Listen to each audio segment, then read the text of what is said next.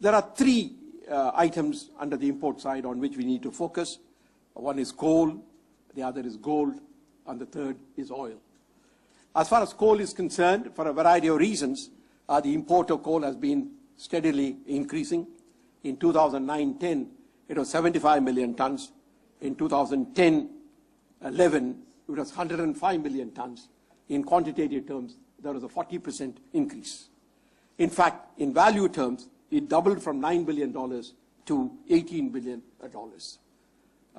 There are some reasons why this increase in imports has occurred, but nevertheless, India is a country with a large coal reserves, and therefore, increase in the domestic coal production will considerably enable us to reduce the import of coal.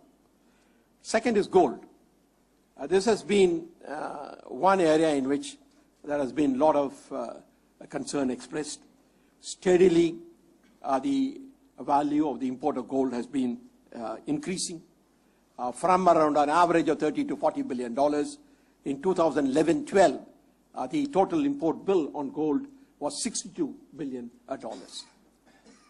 It came down slightly in 2012-13 to $56 billion. In fact, we had expected that in 2012-13, the decline would be much larger.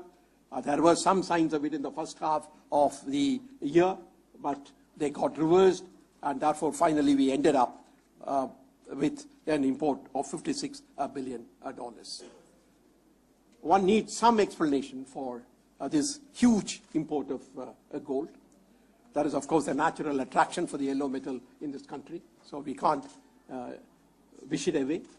But then there are other factors which are also operating and which are responsible for the abnormal increase or the substantial increase over the average.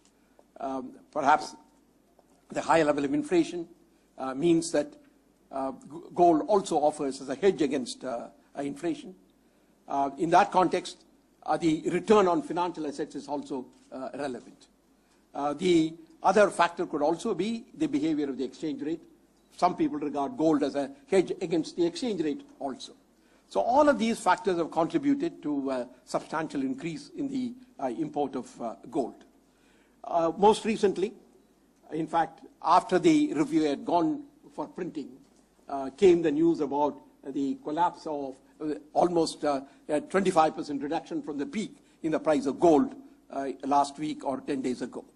Now, what will be the impact of this? Certainly, if we continue to import the same quantity of gold, in value terms, it will come down. In fact, if we reduce the quantity to the normal, I think in the most recent period, the quantity imported has been varying between 900 tons to 1,000 tons. The average has been about 700 tons.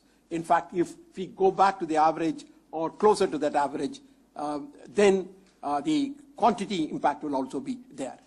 We have projected, and in fact, even before the news about the reduction in the price of gold came, at projected gold import of $45 billion in 2013-14.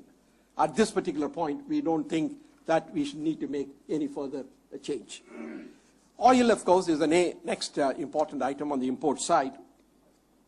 In 2012-13, the net import bill, when I say net import bill, what I mean is the import bill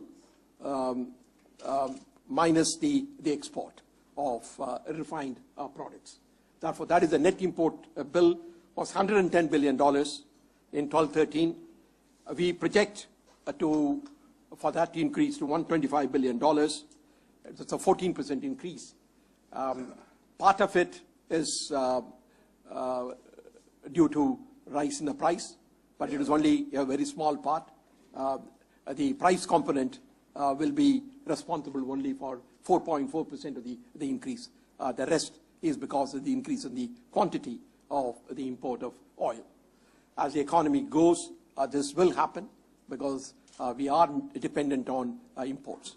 But some actions that we have taken, like increasing the price of diesel and so on, will have some dampening effect upon the demand for these products. Of course, over the long haul, we also need to explore all possibilities for increasing the domestic output of oil and gas.